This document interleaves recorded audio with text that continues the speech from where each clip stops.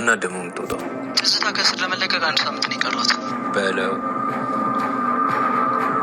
እንዴት ደስ የሚል ዜና ነው የነገርከኝ በዚህ ምሽት። እርግጠኛ ነህ አይደል? አዎ እርግጠኛ ነኝ። በጣም ጥሩ። አንድም ነገር ሳይጎል በሰላም ትውጣ። ናይፍ ጥሩ አቀባበል ያደርግላታል። ይህን ቀን በጉጉት ስጠብቀው ነበር። እና አሁንም ሳናደርጋት በሰላም ትውጣ። ተወት፣ ምንም ነገር እንዳታረጉ። ለሁሉም ነገር ባይሆን ጥሩ ማረፊያ ይዘጋጀላት። እሺ አለቃ፣ እናዘጋጃለን።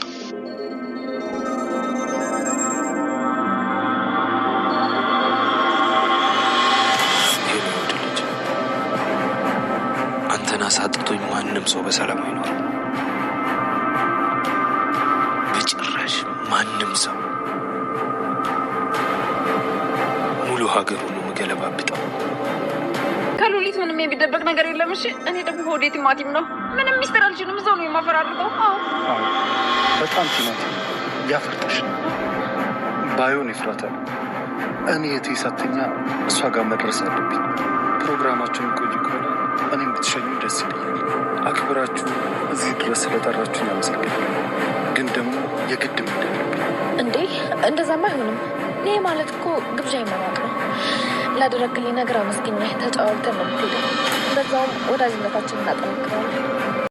ሉሊትና ኤፍራታ አንድ ላይ በመሆን እንግዲህ ተስማምተው አሁን ላይ ቃልን ሊመርዙት ነው ማለት ነው። በስተመጨረሻ ላይም እኔ እህቴ ትጠብቀኛለች፣ እህቴ ከእስር ቤት መፈታቴን አታውቅም፣ ሰርፕራይዝ ላደርጋት እፈልጋለሁኝ፣ ትጠብቀኛለች ብለው እንግዲህ በጣም ተቻኩላል። ፕሮግራማቸው ወደኋላ እየተጓተተ ነው ያለው ማለት ነው። እንግዲህ ሉሊት ኤፍራታን መርዛታለች። ምክንያቱም አሁን ላይ እንግዲህ እሷ እንድታምናት ብዙ ምክንያቶችን ደርድራ አሳምናታለች። ከዛ በኋላ እንግዲህ ቃል ነው ልጄን የገደለብኝ በማለት አሁን ላይ ደግሞ ቃልን ልታጠፋ እየሞከረች ነው ያለችው። ለዛ ደግሞ ፕሮግራሙን እንግዲህ ናታን ከእስር ቤት ስለተፈታ በማስመልከት ነበረ እንግዲህ ጓደኛውንም በዛው ሰርፕራይዝ እናደርጋለን ብለው እንግዲህ ተነጋግረው ነው ይሄንን ነገር እያደረጉ ያሉት። ገነትም ኤፍራታም ይሄንን ነገር አያውቁም። ግን ያው ናታን ይሄ ተንከሴስ ደግሞ ምን አይነት አቀባበል ነው የሚደረግለት? ይሄ መሆን የለበትም፣ ያንቺን ቃል ለመጠበቅ ነው ይዤ የመጣሁት ብሏታል ማለት ነው ለኤፍራታ። መልካም ሰው ለእኛ መልካምን የዋለውን ሰው እንግዲህ ያው አቀባበል ልናደርግለት ዝግጅት አድርገናል እንኳን ይዘመጣ ስትለው እንግዲህ እሱ ደግሞ ይሄ ደግሞ ምን ክብር ያስፈልገዋል? ይህ እኮ ጠላቴ ነው ምናምን እያለ ነበረ። ነገር ግን አሁን ላይ ያው እንደዚህ አይደረግም፣ እንግዳ ማክበር አለብን ብላ እንግዲህ ያው ኤፍራታ ናታንን ሸውዳለች። ነገር ግን ለቃል ያዘጋጁት እንግዲህ መርዝ አለ፣ በምግብ አድርገው ሊሰጡት ነው። ይሳካላቸው ይሆን? ሉሊት እቅድ እንግዲህ ይሳካላት ይሆን? እዛው እንግዲህ ያው ልጅ አለክ ምስትህና ልጅህን እንግዲህ ክዳሃቸዋል በአደባባይ እንዴት ናቸው ልጅና ምስት ምናምን እያለች እንግዲህ ኤፍራታ ፊት ልታዋርደው እየሞከረች ነበረ ማለት ነው። እኔ ደግሞ ሆዴ ቲማቲም ነው፣ ነገር መያዝ አልችልም፣ እዛውን ማፈራርጠው እያለች ሙዲ የያዘችበት ነበረ። ነገር ግን እሱ በጣም ቢናደድም ኤፍራታ ስላለች ምንም ማለት አልፈለገም። እኔ ለአንቺ ብዬ ነው የመጣሁትኝ እንጂ እህቴ እቤት ብቻዋን ናት፣ ያለኔ ማንም የላትም፣ ትጠብቀኛለች እያላት እንግዲህ እሷ ይሄ ግብዣዬ መናቅ ነው እያለች ሄዳ ምግብ ልታመጣለት ነው ማለት ነው። ቃል ምግብ ባይበላ ይመረጣል። ምክንያቱም እሱ ነው ልጇን እስካሁን ድረስ በህይወት እንዲኖር ያደረገው ማለት ነው። እሱን መጨረሻ ላይ እንግዲህ ያው ከሞተ ሁሉንም እውነት ላታውቅ ትችላለች። አሁንም ቢሆን ያው ታውቃለች ሉሊት ነገረኛ እና ተንኮለኛ እንደሆነች። እንዴት በዚህ ልክ ኤፍራታ ልታምናት ቻለች? ሐረግ ድራማ ላይ እንግዲህ አብዛኞቻቸው እዚህ ላይ በቃ ሰውን ያምናሉ። ናታንም ሰውን ያምናል፣ እሷም ሰውን በማመን ነው እንግዲህ ያኔት ባሳበቀችው ነገር ነው ሉሊትን የወጋቻት።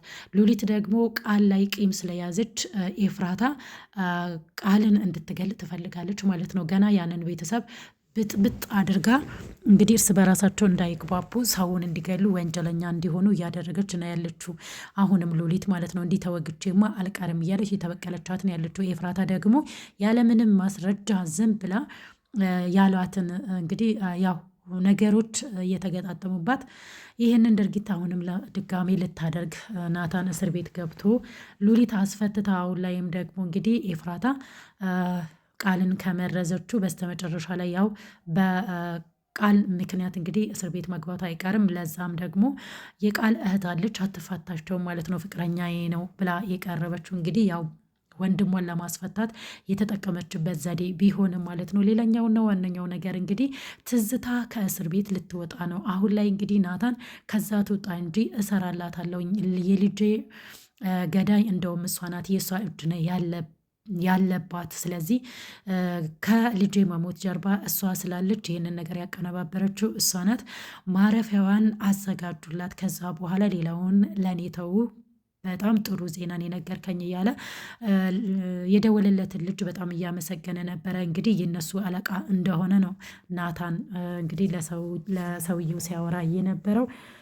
ናታን አሁን ላይ ትዝታ ላይ ቂም ይዟል። ትዝታ ናት እንግዲህ ልጁ እንዲገደልባት ያደረገችው። ነገር ግን ቃል ይህንን ነገር ቃሏን አልፈጸመላትም። ልጇን በጣም ጠብቆ እና ሙግዚት ቀጥሮለት እስከ ዛሬ ድረስ በህይወት እንዲኖር ያደረገው ማለት ነው። ኤፍራታ እንግዲህ ዝግጅት እያደረገች ባለችበት ሰዓት ላይ ያኔት መታ ነበረ ነገሮችን ለማበላሸት። በስተመጨረሻ ላይ እንግዲህ እኔ ካሁን በኋላ አንቺን አልሰማም፣ አንቺ ሰምቼ ነው ከዚህ በፊትም እንግዲህ ሉሊትን የወጋዋትኝ ያለ ጥፋቷ። ስለዚህ አንቺ ማንሽ ለእኔስ ማንዘኝ አለሽ?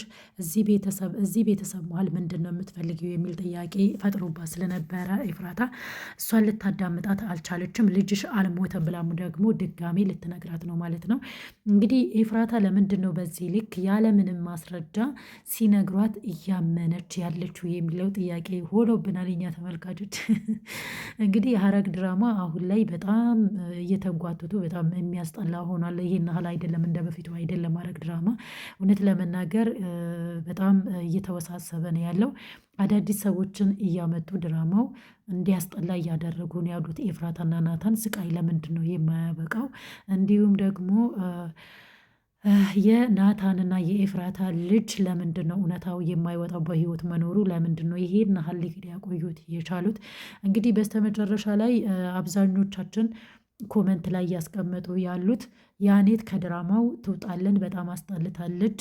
እናም ደግሞ የሐረግ ድራማ እንደ በፊቱ አይደለም እየተወኑ ያሉት፣ ምክንያቱም በጣም እያስረዘሙ እንዲሁም ደግሞ አዳዲስ ሰዎችን ካራክተር ውስጥ እያስገቡ ነው ያሉት ማለት ነው። ያኔት ከመጣች ጊዜ ጀምሮ እንግዲህ ድራማ በጣም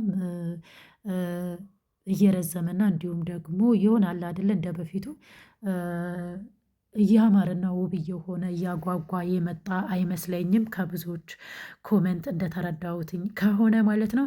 ነገር ግን ኤፍራታና ናታን ስቃይ መቼ ነው የሚያበቃው? ሉሊት እውነት ድራማ ውስጥ ድምቀት ናት። ምንም ቢሆን ጨካኝም ብትሆን የሆነ አለ አይደለ በጣም ደስ የምትል ካራክተር ናት። ጨካኝ ሰው ካሌለ እንግዲህ ድራማ ውስጥ ይሄን ያህል ድራማም ድምቀት የለውም ብዬ ነው የማስበው ማለት ነው። በድራማ ላይ እንግዲህ አንዳንድ ጊዜ ጨካኝ ሰዎች በህይወታችን ሲኖሩ ያስተምሩናል፣ እንዲሁም ደግሞ ደግነት ምን እንደሆነ ያስተምሩናል ብዬ አስባለሁኝ።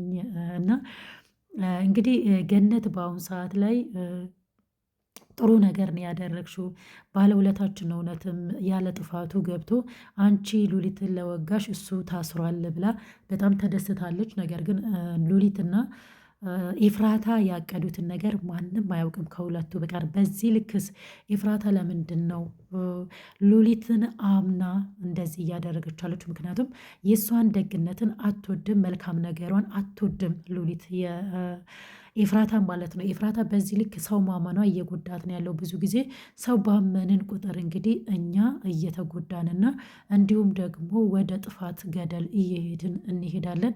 ኤፍራታ አሁን ላይ ወደ ጭካኔ እየሄደች ከዚህ በፊት እንግዲህ ሰውን አይደለም ለመግደል ለመውጋት እቅድ እንኳን ሰው ላይ ሲወጣ የምትቃወምና እንዲሁም ደግሞ እግዚአብሔር መልካም ነው፣ በእግዚአብሔር ዘንድ አገኘዋለሁ፣ ክፉዎችን አልበቀላቸውም ብላ የምታስብ ሰው ነበረች። ዛሬ ላይ ግን የልጇ ነገር ሆኖባት ሰዎችን እየተበቀለች ነው ያለችው። የሰው ወሬ እየሰማች ነገር ደግሞ መሆን የለበትም። አስተዋይ የነበረችዋ ሴት ልጇ እንግዲህ በአሰቃቂ ሁኔታ እንደዚህ ሆኖባት ያው አንድ እናት ዝም ልትል አትችልም። ሁሉም እንግዲህ ያው እያስመሰሉ ስለነበረ እሷም ደግሞ ከአጋጠማት ነገር ከቃል በዚህ ልክ ሲቀርባት መቃብር ድረስ ሄዶ እሷን ሲያጽናናት ቤት ድረስ እንደሚከታተላት እያንዳንዱን ነገር ስታውቅ እውነትም እሱ ነው ብላ ተጠራጥራለች ማለት ነው።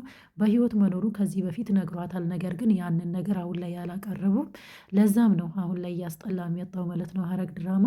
ውድና የተከበራችሁ የቻናል ቤተሰቦች ለዛሬ ያዘጋጀውላችሁ ቪዲዮ ይህንን ይመስላል።